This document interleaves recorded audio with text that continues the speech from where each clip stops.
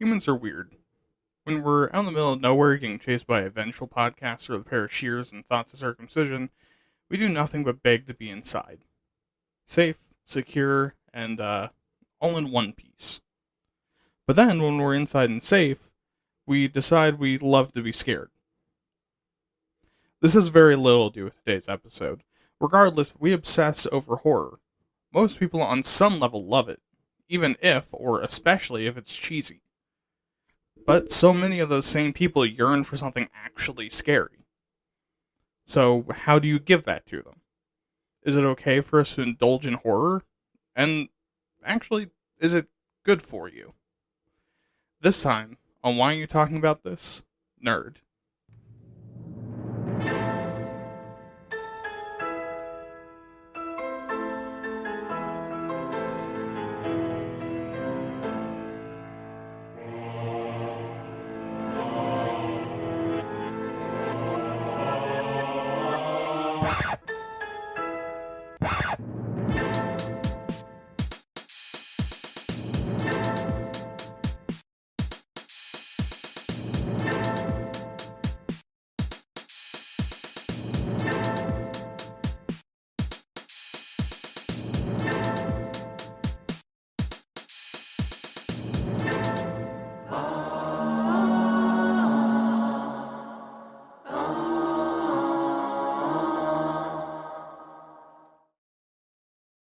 Hello, everyone, and welcome back to another late edition of Wait at Nerd. I'm your host, William, and yes, I know.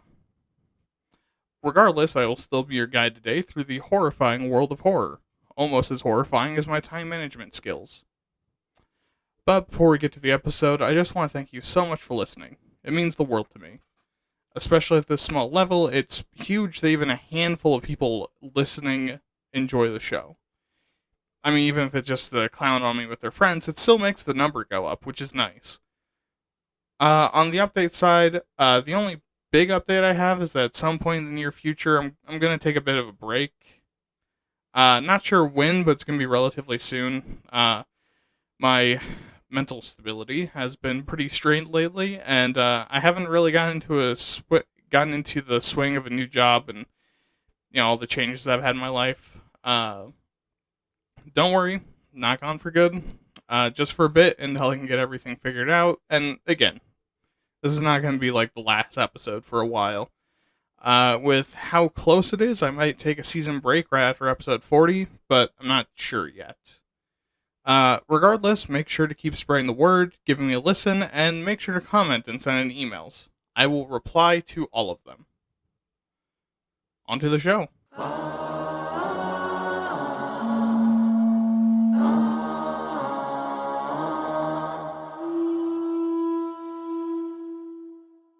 Okay, so this episode we're going to be talking about horror.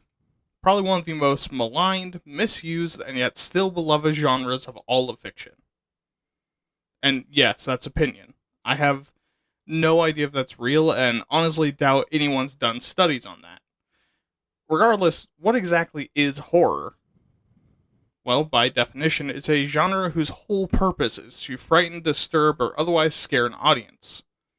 Horror can also be divided into a great number of subgenres, like literally hundreds. So instead, I just want to talk about some of the ones literally from a D&D book on how to write horror. Because I'm a hack. Also, it's a legitimately good introduction. So first is body horror, a form of horror that examines the human body and human form, forcing us to confront the failings and the ways that they fall apart on us, and also the ways that they are fucking disgusting. Usually the monsters or threats are gross in some way, and are twisted forms of human, and mutation and gore are very common in these kinds of stories. Cosmic, or eldritch, or Lovecraftian horror forces us to confront existential dread and meaningless. The fear that not only that we're not alone in the universe, but the things that are out there are much more powerful, and we're insignificant and can't do anything to stop them from doing whatever they want to us. Usually bad things. Folk horror examines dark traditions, evil entities, and strange happenings focused around like small ruralish areas and small groups or collections of people, basically making us question the woods at night, our own perceptions of our communities, and what normal even is, and how banal evil can be sometimes. Paranormal, or ghost stories, examines the fear of the unknown and of ghosts, a being that is capable of harming us while we can't see them, or influencing us or our afterlife from the beyond. Gothic horror scares us by forcing us to confront our true selves, that which is below the surface, by giving us monsters and terror that strip away civility or pretends to be civil. Like being a foot in the joyer over a thigh enjoyer. You fucking monstrous degenerate. There's also disaster horror, that forces us to look at and recognize the fear and terror of extinction. It's entirely unstoppable, and there is no monster, just the end of humanity, society, or reality itself. Psychological horror calls into question the sanity of the characters, making them question their reality and making the audience question it too. It messes with your emotions and perception of reality, as well as theirs. And finally is slasher horror, focused on a single killer or a group of killers, relentlessly hunting people down. And with those subgenres out of the way, these stories, funnily enough, most often follow a 3-act structure that proves to be very effective. Your story doesn't have to follow a 3-act structure, but it's the most common. So Act 1 is the setup. In this act, you are introducing characters and developing their relationships, and getting the audience acquainted with their fears, their likes, their strengths, their weaknesses, their dislikes, for you to mush into their face later. You really just want to waffle stomp your audience with emotions. You're also using this act to hint at the scary thing that's going to be happening in your story. So, for example, if you're doing a zombie apocalypse story, make sure you let the audience learn that 2 members of the cast can't hold in their puke when they're exposed to any kind of gore or bad smells, while the third is a badass trained by their former Navy SEAL dad, instead of having any sort of emotional guidance or connection to a father figure. That way, when you end Act 1 with an inciting incident that puts the characters face to face with the threat, the badass can start crying about how Papa never loved them while mowing down dozens upon dozens of used-to-be people, while the other 2 cry and piss and shit and puke and cum in the background. At the end of Act 1, you beat the monster as well. So, for this example, maybe there's like a super zombie that's going to be chasing them down the whole time. This is your moment to introduce them. Act 2 is when you ratchet up the tension, starting with the turning point. This is an event that leaves the characters vulnerable to raise the stakes and create a feeling of isolation. Like, maybe in desperation, the party hides out under a manhole cover that pissy shitty bitch babies are holding shut, while the badass covers them in the sewers, only to realize they're stuck now. Then you begin the pursuit, where the antagonist chases down your protagonist and creates this endless sensation of threat and danger, slowly amping up the tension. This then ends in a failed confrontation where the characters rally to fight back but end up failing horribly, usually resulting in a death or desperate retreat where they give up whatever lead they had to escape. And at the end of the act, your characters are at their lowest point and have lost in all but name. And then you start Act 3 with the breakthrough. They rally or escape their current situation or find a way to defeat the threat in the future and manage to get away or montage together a battle plan. Like in this fake movie maybe, as they're being pursued through the sewers, they discover a place to come up and find a military installation. And from there they have their final confrontation, where they do battle with the threat and either come out alive or die valiantly in the attempt. Followed quickly by the death, where who a character once was dies, the threat dies, or everyone but the threat dies. And then finally, wrap up into the aftermath, showing how the world was impacted or how the characters changed, either to give a lingering sense of dread or remind your audience that everything ended up okay in the end. And taking out my half-produced zombie script, you could apply this framework to basically every horror story out there. In fact, you can tell if someone made something up or not based on this. Because if someone's making up a story or have edited it or exaggerated it to fit into the plot structure and these points, it's probably not true. Anyways, moving past that bone-chilling revelation, as you realize about 3/4 of all the very true horror stories you ever heard were fake.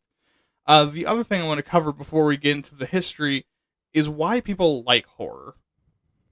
Because think, when horror is done well, you feel anxiety, fear, tension, dread, and at times disgust or nausea or just general discomfort. So why is this something that people seek out? Well, there's, luckily for you, been a lot of studies on it. It can be broken down into 5 reasons. First, it lets us experience extremes.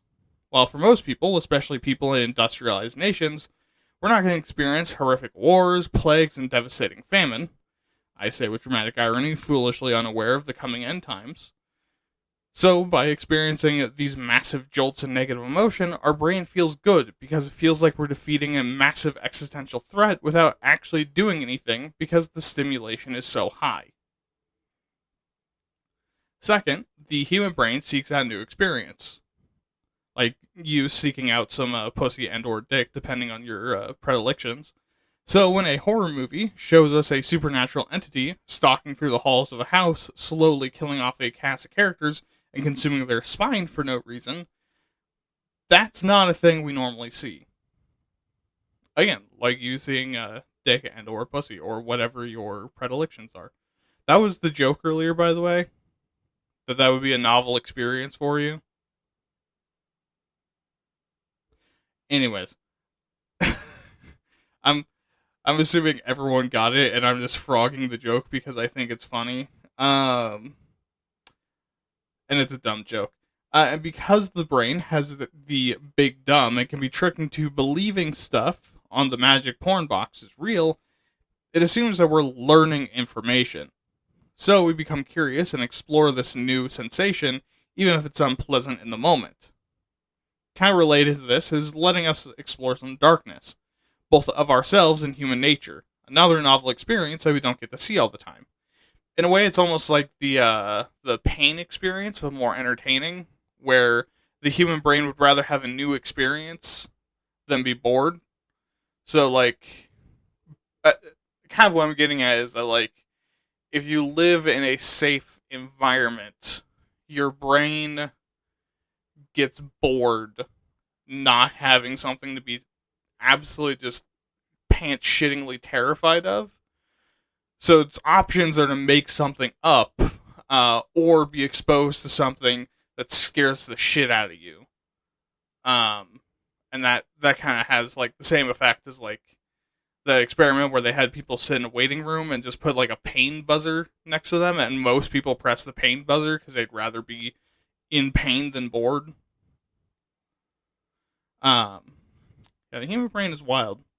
Anyways, third is the protective frameworks of horror that let us explore our emotions and traumas safely. Speaking of which, the first framework is safety. Watching these things can make us realize that we're relatively safe compared to the characters within the media because we are far away from the threat, and on some level we recognize what we're seeing isn't real. Second is detachment, a part of the brain reminding us that this is all fake when we get too scared and we could just turn it off or look away. And finally is the frame of control and confidence, that if we feel like we'd survive, beat the threat, or at the very least be able to handle ourselves, it makes the horror feel like comfortable. Of course, these frameworks are really only possible if you're likely to seek out being afraid or having new or different sensations, or you don't have high levels of empathy. Because highly empathic people often struggle with horrifying imagery, even if it's for the sake of horror, because we see, human suffering, and it's hard to remember that they're just actors. I'm one of those people. Sometimes I can handle it, other times I can't. I'm not entirely sure why. Fourth, having more control in your day-to-day life makes you enjoy horror more and can also be a way to gain more control. If you have a lot of control and stability, you get to let go for a few moments to experience true gut-wrenching fear that you can turn off if it gets too much. And if you have no control in your life, you gain the ability to have something scary that you can pause, rewind, predict, fast forward, predict, or hell, even stop it. Helping you to manage your fear by using this medium as practice to master fear. And finally, humans want to experience sensations, so witnessing terrifying things or anticipating them happening can be stimulating, both negatively and positively, and often in relation to each other. Horror also lets our brains confront the darkness of the world and the human psyche in a way that isn't threatening. So we get the endorphins of watching someone get their eyeballs removed with an ice cream scooper by a clown from hell sent to Earth to enact nothing but pain on all of humanity without actually being in danger and with the full knowledge that that didn't happen. But we still got to experience the darkness within. And again, also the brain is a stupid little pervert, so like it just sees that as like, oh yeah, that happened, even though you consciously know, no, it fucking didn't. So with that, let's now discuss where horror comes from.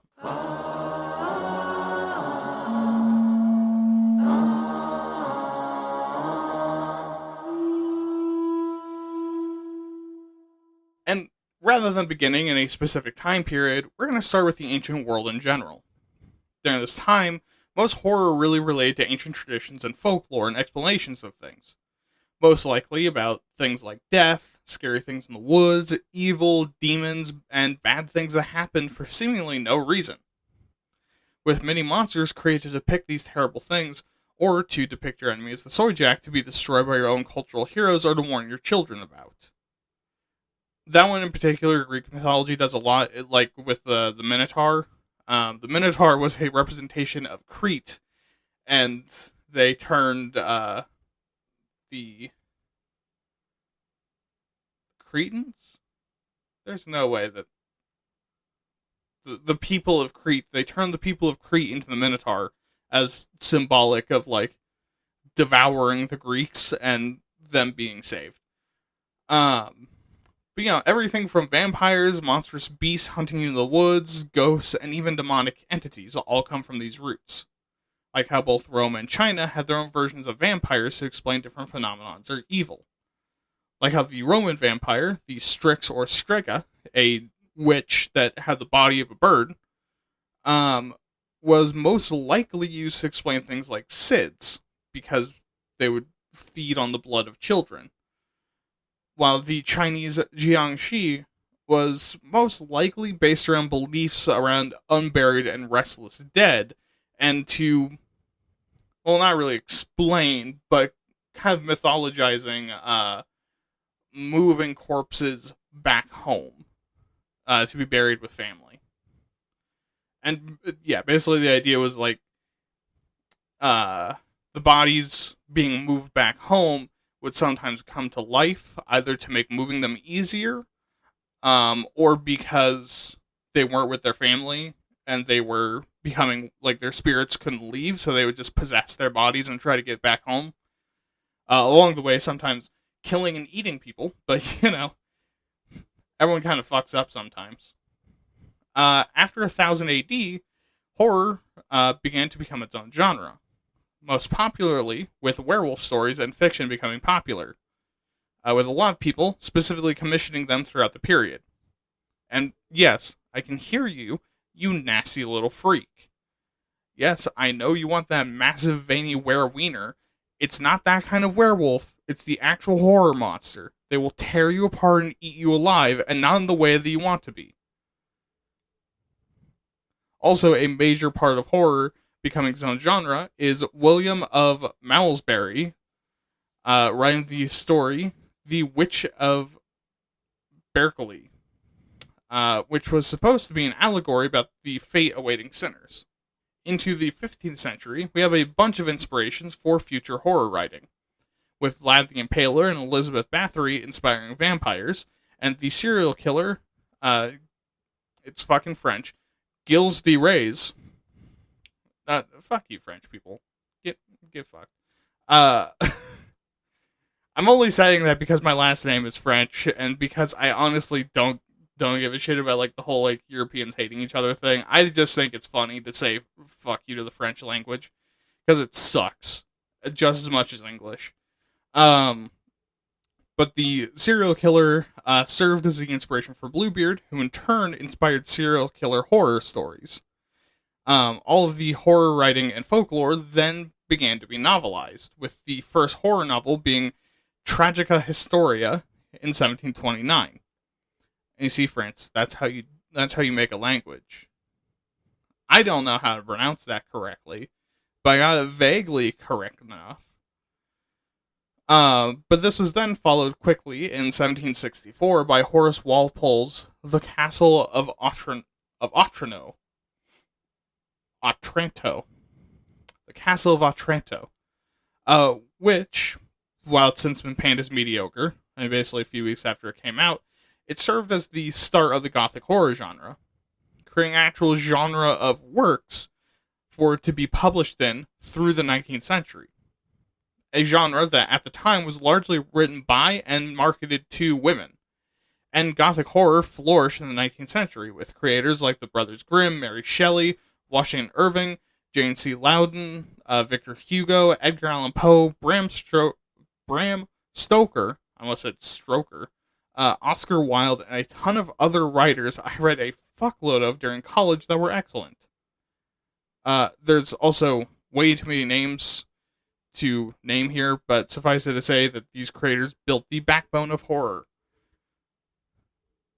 Then in the 20th century, pulp magazines are introduced and quickly become the dominant means of creating and reading horror, seeing as a lot of the moralists of the day still weren't fans of the genre.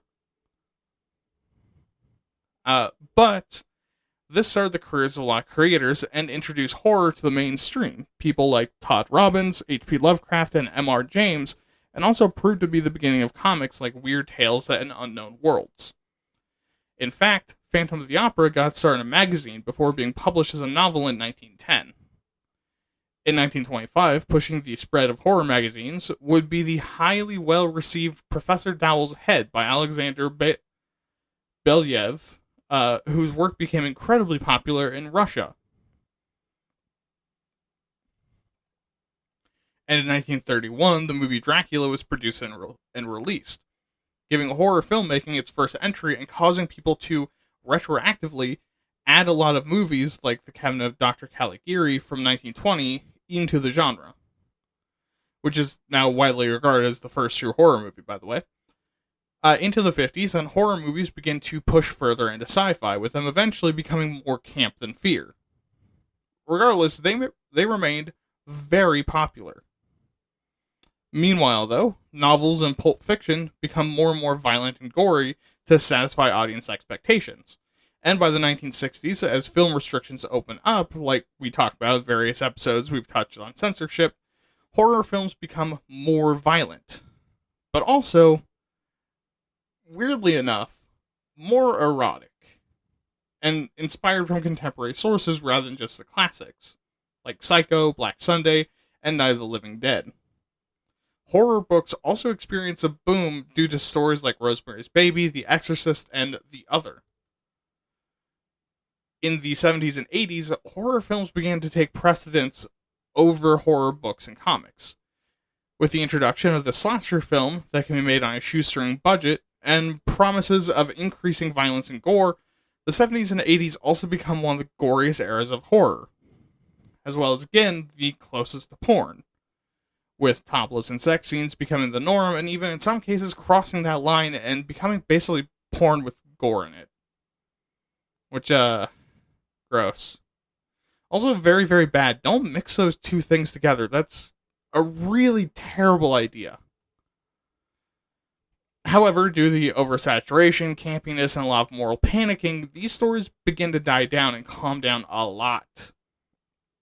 I won't say not all of the moral panic was unjustified. A lot of the actresses of those days were being exploited for their bodies. A lot of the gore and violence were actual problems, as some movies went from horror to snuff, where no one actually died. So, it's probably a good thing that we pulled back on that a bit. But, in the 90s, the postmodern horror boom sees the rise of international horror like The Ring, and also found footage films. Being postmodern as well, this style of horror seeks to invade the things that are supposed to be the most safe. Your neighborhoods, homes, and schools. Horror wasn't just restricted to isolated places anymore, and could happen anywhere. In fact, it could happen in a crowded area out in the open. However, in the 2000s, horror began to struggle as the genre started ripping itself apart between the horror remake boom of taking old stories and giving them a newer and oftentimes worse coat of paint, and the faction of ultra-violent, ultra-gory, and oftentimes ultra-rapey horror. Luckily, as we enter in the modern day, horror has been revitalized by the internet, with analog horror and independent film picking up a lot of the slack, and major and important horror films being released one after the other in the late 2010s and up to now. So with that, let's talk about why it matters.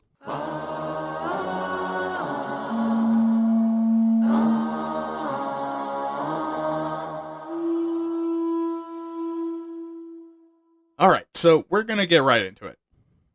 Because a lot of people, even to this day, think horror isn't a worthwhile genre.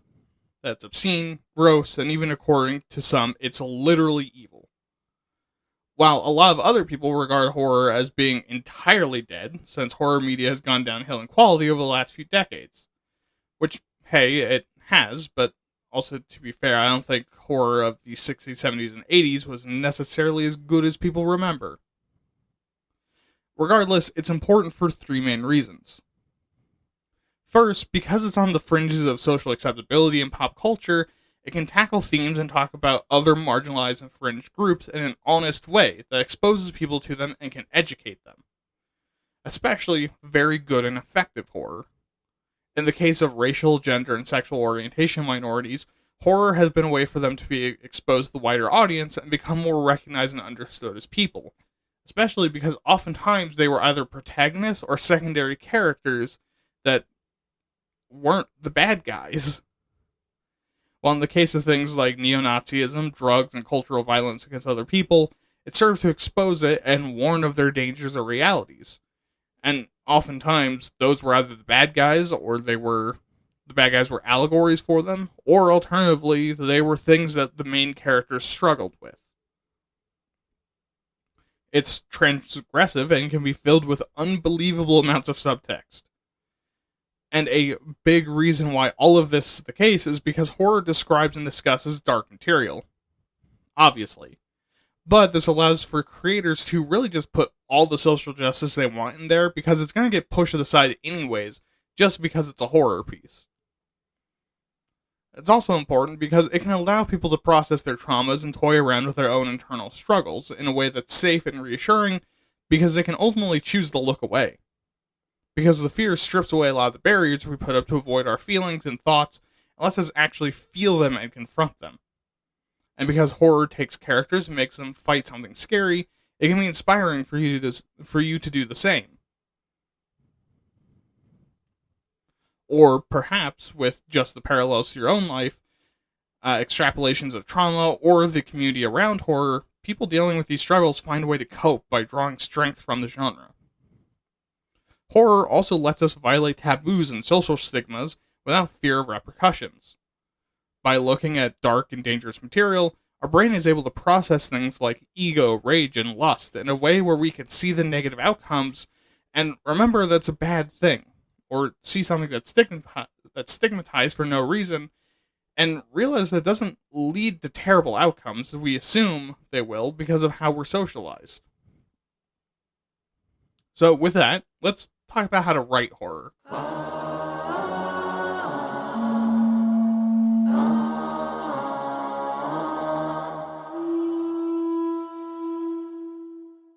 Now, I'm not a horror creator. I want to be, but I'm not. I think it's fun. So, we're not going to use my advice because mine would just be like, have you tried being spooky yet? Which is just the writing equivalent to hearing someone's story about how they're not feeling confident in themselves, so you just tell them to fake it till they make it. Like, yeah, sure, that works for you, Janet, but confidence is a new thing for some of us. Oh, also, all the resources I found said they were going to list like 7 or 12 or like 50 tips or something, and none of them did that. So I don't know what the fuck is happening, but you guys know you can go back and edit your articles before you submit them, right? I'm the one to talk, but still. Also, we're going to skip the advice of a read more forehead, because you kind of get it at this point. Everything tells you to read more stories with it in it. Okay, so first we're looking at the advice of Masterclass. Their first piece of advice is remember that horror can transcend boundaries. You can have horror in other stories or other genres in your horror. In fact, this makes it a lot more effective because it can be unexpected. You can also have things like grimdark or dark fantasy, which would be combinations of sci-fi and horror, or fantasy and horror. And I mean, those things are fucking cool. Second, use your own fears. Horror feeds from authenticity. So the best way to create an authentically horrifying experience would be to create something that's genuinely horrifying to you personally. Third, make sure you make interesting and three-dimensional characters, because not only does this avoid the trope of token or throwaway characters meant to die, but also the more human the characters, the more your audience cares. Meaning that you can manipulate them into feeling things for your characters. Which is good and what you want, and is also well adjusted no matter what your mom and your therapist tell you. And finally, recognize that sometimes that real is scarier than the surreal. And finally, recognize that sometimes the real is scarier than the surreal. That the things you have to explain to your readers can often end up just goofy, but things that stick out to your audience is what scares them in real life. Sure, the monster is a massive flesh that can look like anyone, but the horror comes from the fear of being hunted, catching a disease, losing trust and faith in your fellow man, and being persecuted for something that isn't true. You know, like The Thing, which is what I was referencing. Or that sometimes a serial killer is scarier than a demon. Because that's something that happens. Or hell, sometimes it's the question of, is this paranormal or mental illness can drive people up the wall in fear? Next would be the advice of Oliver Fox on helping writers become authors that suggests two things I want to focus on in particular. Those being the character triad and the tension release cycles. The character triad is a group of 3 characters that your story should have for good setup. The first is the haunted house, or the setting. Oftentimes in horror, the setting acts like its own character and brings a lot of passive storytelling and mood setting to the table. Just make sure that it feels isolating and disempowering and evokes a feeling of dread and, liveliness. You know, like your audience could catch a glimpse of something horrifying from around any corner. The second is the average Joe, spelled without an E for gender neutrality. In horror, it's most effective when the horror is happening to someone that you can empathize with and relate to, seeing yourself in their place very easily. They also need to be severely lacking the capacity and or resources to fight back, and ought to be vulnerable to the antagonist. So if you're making a horror specifically for goth girls over 6 feet, then the main character should probably at the very least have similar problems, if not outright being one. Although you might appeal to a pretty wide audience with that one. The last character is the monster, or the primary antagonist. Generally speaking, they're going to do some unnatural and pretty heinous stuff, even if it's just existing from the basis of it being an actual monster. Often, this is through the fusion of opposite elements, oddly paired characteristics, formlessness, or some form of deviant thoughts and behavior that makes them monstrous and unrelatable to your audience. Meanwhile, the tension and release cycles refers to having basically a scare refractory period. The audience needs time to connect to your characters and to build the fear and anticipation. So you start in a tension state, building up the connection to the characters. Tension moments are building the anticipation of something terrible happening imminently, but making it impossible to tell when exactly it's going to happen. This is before the release, where you essentially build the horror until it feels like it's about to burst, and then scaring the absolute fucking shit out of your audience. Preferably without jump scares, because that's kind of cheap, and also breaks it, because that's just kind of cheap. But this breaks the tension. You then need to rebuild that tension back to the extreme high again. And then finally, we have Jason Hamilton on Kindlepreneur. And with his, we're going to go through 9 of his tips. Lucky man, having 9 tips. Anyways, the first is to establish your mood by describing your setting in all 5 senses. Make it uncomfortable, eerie, vulnerable, and like there's something else there. That'll get the tension started. Second, make some of the threat or threats real-world horror besides mortal peril. Things like abuse, addiction, or the bystander effect to increase the fear and relate more to your audience. Of course, you need to handle this respectfully, but I trust you. You've listened to every episode in order. You're ready at this point. You have, right? Third, channel your own fears and phobias into it. Fourth, make strong characters. And fifth, ground it in real life. Now, this doesn't mean make it a boring story. This means give your characters very real concerns and make as much mundane as possible to limit the amount of explaining you need to do. Sixth, make the stakes personal. Make characters that are heavily intertwined and allow the threat to target their personalities and weaknesses specifically. Seventh, add some levity. Because moments of peace, humor, and happiness can break the tension release cycle, queuing the brain up for a next cycle of tension, and you can effectively cut down the refractory period you need to wait for. Which is why Scream still gets people to this day, because it builds up that tension, partially breaks it, and then suddenly there's a scare, and that tension builds up and breaks immediately. Eighth, make sure you don't explain your antagonist. Share just as much as you need for your audience to be afraid. The less they know otherwise, the scarier. And speaking of scary, jump scares aren't scary. They're startling, and cheap scares don't count because that's a shock reaction, and usually will just long-term frustrate your audience and spend that tension that you built up. Instead, use a sustained atmosphere of fear, peril, primal discomfort, and your plot to leave your audience feeling horror and dread, especially long after it's over. So there you go. You have the basic plot structure, some advice on how to do it, why you should give even a single shit, and some genres to play with. So let's get you out of here and get writing.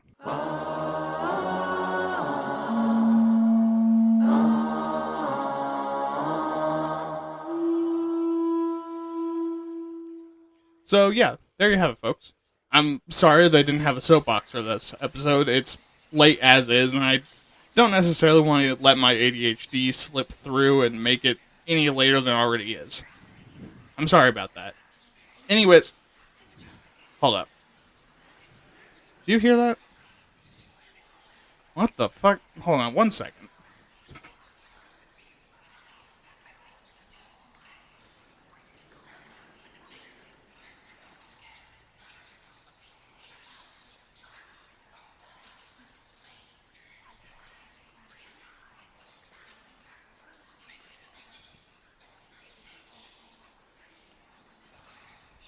Huh, weird. Anyways, don't forget to subscribe to this podcast feed, like it, leave a review, whatever else it is you can do on your platform of choice. Send me an email at waytatpods@gmail.com. That is waytatpods@gmail.com with questions, concerns, opinions, compliments, insults, actually how you write horror I should check out, and anything else you want to tell me. Also follow me on Twitter at waytat_pods. Remember to check out my other podcast, Waytat, where I talk about topics that are somehow usually scarier. Alright, have a good night. Have fun. Keep writing. And remember, don't look behind you. You'll regret it. You will really, really regret it. Just run. This has been Why Are You Talking About This Nerd. I've been your host, William. Good night. Don't look behind you.